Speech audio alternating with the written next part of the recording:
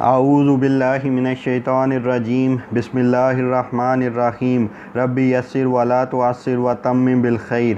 آج میں جس موضوع پر بات کروں گا وہ ہے نجات کا ذریعہ۔ کائناتی حسن اور رنگ بدلتی دنیا میں انسان اپنے انجام کو بھول کر اپنی دنیا میں مگن ہے۔ انسان نے دنیا ہی کو اپنا اولین اور ابدی ٹھکانہ تصور کر کے اس میں اپنی دنیا بسا لی ہے اور یہ سوچ رکھا ہے کہ دنیا ہی عیش و عشرت کا مقام ہے۔ اسی تصور کو لیے ہم دنیا کی پوجا میں مصروف ہیں اور ہم اپنے خالق حقیقی کو بھول کر دنیا کو سنوارنے میں مشغول ہو گئے ہیں، اور یہ بات ہم نے یکسر بھلا دی ہے کہ جس ذات پاک نے ہمیں زندگی عطا فرمائی ہے اور اپنے چاروں طرف اگر نظر دوڑانے سے ہمیں طرح طرح کی نعمتیں اور احسانات نظر آئیں گے، اور خدائے بزرگ و برتر کی بنائی ہوئی کسی چیز میں ہمیں کوئی نقص نظر نہیں آئے گا۔ اللہ تعالیٰ کا ارشاد ہے کہ یہ دنیا کی زندگی تو محض کھیل ہے، اصل زندگی تو آخرت کی زندگی ہے۔ آخرت میں زندگی ہی زندگی ہے، موت کا تصور بھی نہیں ہے۔ اب یہ انسان پر منحصر ہے کہ وہ اپنی زندگی کو خدائے بزرگ و برتر کے احکامات پر عمل پیرا ہوتے ہوئے گزاریں، تو اس ابدی آخرت کی زندگی میں خدائے بزرگ و برتر کے انعامات ہوں گے۔ لیکن اس دنیا کی رنگینی اور نفسا نفسی کو دیکھ کر ہر شخص اس کو اپنا مقصد اول قرار دیتے ہوئے ہر جائز اور ناجائز طریقے سے دولت کے حصول کے لیے کوشاں ہے، اور یہ نہیں سوچتا ہے کہ آخرت میں اس دولت کا حساب و کتاب ہوگا۔ ہر شخص دوسرے پر سبقت لے جانے کی سوچتا ہے، اپنی عمارتوں کو بلندی پر لے جا کر اپنی عمارتوں کا رعب جماتے ہیں اور غریبوں کو نظر انداز کر دیتے ہیں، حالانکہ ان کی دولت میں غریبوں و محتاجوں کا بھی حق ہے۔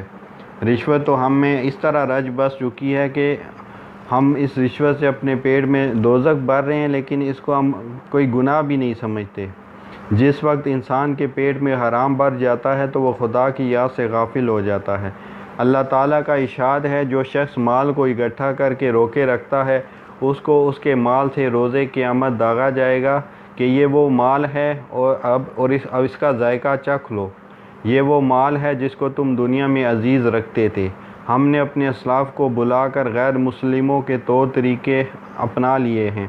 شادی بیاہ پر کھانے کے لیے کھڑے ہو کر کھانے کا رواج عام ہو گیا ہے، حالانکہ حضرت صلی اللہ علیہ وسلم نے ارشاد فرمایا کہ کھانا بیٹھ کر کھایا کرو، لیکن ہم نے سنت طریقہ کو پس پش ڈال دیا ہے۔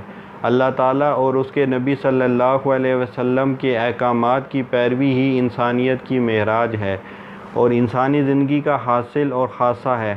آج کل ہماری غفلت پر پروردگار کی سب سے بڑی وجہ دولت ہے۔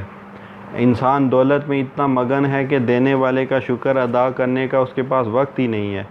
خدا کے حضور اس کے مقررہ اوقات میں اس کا شکرانہ ادا کر سکے، اس کے لیے اس کے پاس وقت نہیں ہے۔ اللہ تعالیٰ نے قرآن پاک میں فرمایا ہے، اے ایمان والو، کہیں مال اور اولاد تمہیں خدا کی یاد سے غافل نہ کر دیں۔ جس کسی نے ایسا کیا تو وہ یقیناً خسارے میں ہوگا۔ اللہ تعالیٰ نے اتنی بڑی وعید ارشاد فرمائی ہے کہ وہ انسان تو یقیناً آخرت میں خسارے میں ہوگا، اور ہم آج کل دنیا کا خسارہ ہو جائے تو کفر کے کلمات تک ادا کرنے لگتے ہیں۔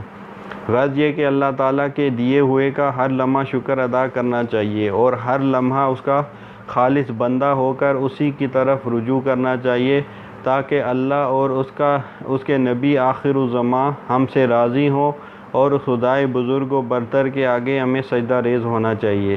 اسی میں انسانیت کی نجات ہے۔ یہی طریقہ انسانیت کے لیے مشعل راہ اور صراط مستقیم ہے، جس پر عمل کر کے انسانیت اپنی اصل معراج تک رسائی حاصل کر سکتی ہے۔